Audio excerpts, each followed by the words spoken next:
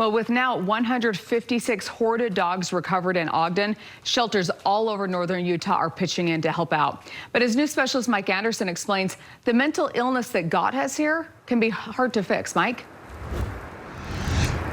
Yeah, for sure, Debbie. You know, as we now know, Michael Salgado has done this twice. Back in 2012, he had 149 dogs removed from that same home, and the Humane Society of Utah is helping out right now, taking 46 of those dogs. But they say ultimately, people like Salgado need to get help too.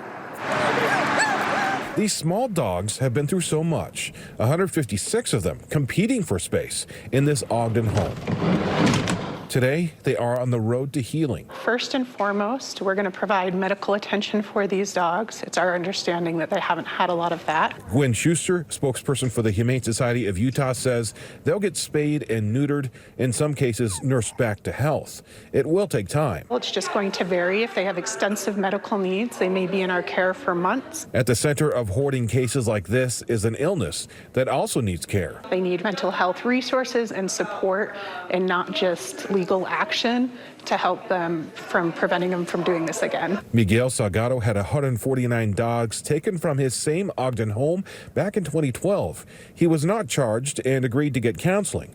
But adding to the problem, Barbara Gordon, the director of the former Pack and Pounce Animal Rescue, tells me that Salgado operated under the premise that he too ran a rescue in the Hispanic community. And he would call me up and say, hey, somebody tied some more dogs to my fence. Schuster says a big part of the problem is the law. There is no law requiring you to register yourself as an animal rescue or shelter.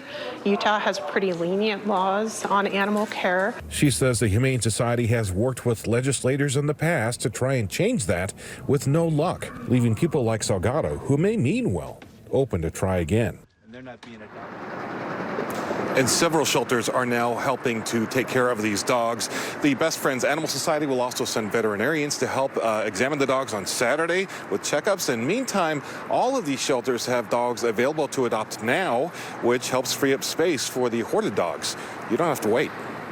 Yeah, now that we've seen them on camera, I know a lot of people will probably be jumping in to help one of these dogs out. Mike, thanks so much.